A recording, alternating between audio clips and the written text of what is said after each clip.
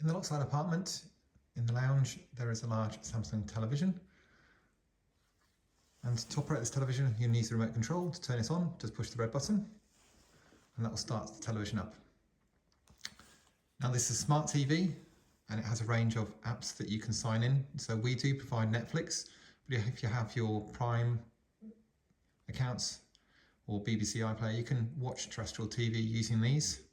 You just need to sign in yourself.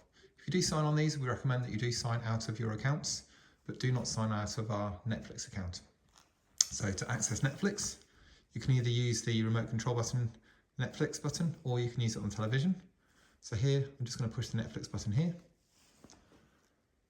And see it loads up. And then to select a program, you can just scroll down and you push the OK button, which is this middle one here. To turn off the television, just push the red button up here.